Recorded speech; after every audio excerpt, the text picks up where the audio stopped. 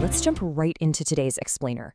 We're going to unpack some really profound messages hidden inside the vivid, honestly kind of wild imagery of Ezekiel's prophecies. We're looking at this critical juncture in biblical history where the physical, external actions of a prophet are literally mirroring the internal, spiritual decay of an entire nation. Our source material grounds us right away in the text itself. It opens up with, "Hello everyone, this is TN Inside." Let's begin by reading today's scripture passage from the book of Ezekiel, chapters 12 through 14. So, here's our agenda for today. 1. Packing for the exile. 2. Unmasking false prophets. 3. Idols of the heart. And 4. Judgment and comfort. Let's get into it. Section 1. Packing for the exile, the physical warning. Starting off in chapter 12, you've really got to look at the external physical drama happening here. God actually instructed Ezekiel to physically act out the coming exile, like a full-on performance. He had to pack up his belongings right in the middle of the daytime for everyone to see, then physically leave in the dark, and, this is crucial, cover his face so he couldn't even see the land. This whole routine was designed to be a stark, undeniable visual message to the rebellious house of Judah. It was basically saying, hey, you are very soon going to be taken as captives to a distant land, Babylon. And this brilliantly illustrates a highly specific prophecy about King Zedekiah. The text explicitly notes that Israel's king would bear a load and go out into the darkness. It says he'd be taken to Babylon, but he wouldn't see it, and there he would die. And tragically, this was fulfilled literally. Zedekiah was taken captive and actually had his eyes blinded by his captors. It's a super heavy reminder of just how precise and real these ancient warnings were. But Ezekiel's performance didn't just stop at packing bags. What's truly visceral here is the sheer emotion involved. Ezekiel was told to eat his food trembling and drink his water in absolute anxiety and fear. So this wasn't just street theater, right? It symbolized the massive impending desolation coming upon Israel because of the violence they'd committed. The days of secure, comfortable living were over. Ezekiel's trembling body was quite literally a human billboard broadcasting that harsh reality. Moving on to Section 2, Unmasking False Prophets, the Societal Deception. Now, in Chapter 13, the focus shifts over to the societal deception being spread by false prophets. We see a really sharp contrast here. On one side, we have prophets who follow their own spirit and see absolutely nothing, acting like destructive foxes scavenging among the ruins. They were out there proclaiming false visions and divine lies, telling everyone peace when, honestly, there was zero peace.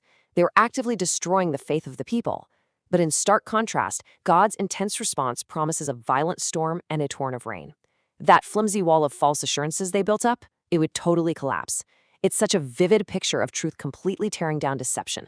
The text also turns its focus to women who were practicing false divination at the time. These false prophetesses were actually sewing charms on wrists and making veils of various lengths to literally ensnare people's souls. The Lord strongly condemns them for deceiving people with these lies. They were causing the death of the innocent while saving those who really shouldn't live. Basically, they were actively manipulating the whole spiritual landscape just for their own personal gain. But the good news is, God promises ultimate liberation. He declares he is going to rip away these deceptive charms and free his people from their control once and for all.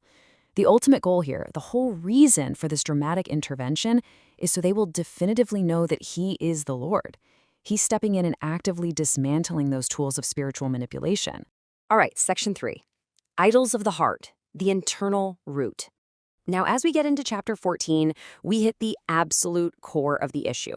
Some of the elders of Israel come over to sit before Ezekiel, supposedly to inquire of the Lord.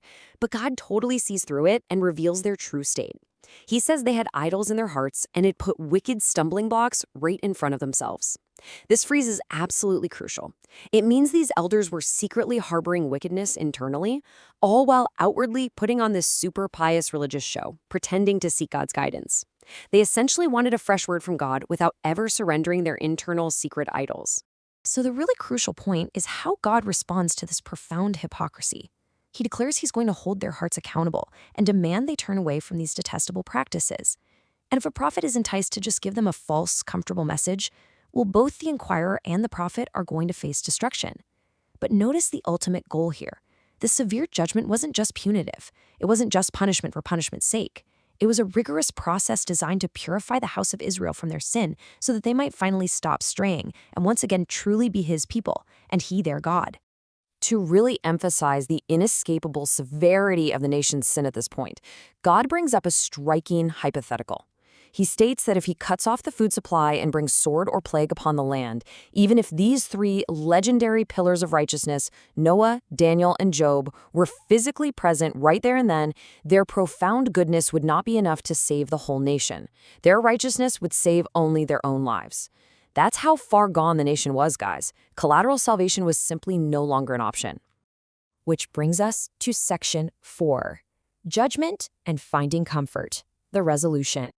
Despite all that promised destruction, the Lord declares he will leave a remnant to be taken as captives to Babylon. And now, here's where the narrative takes a really fascinating turn.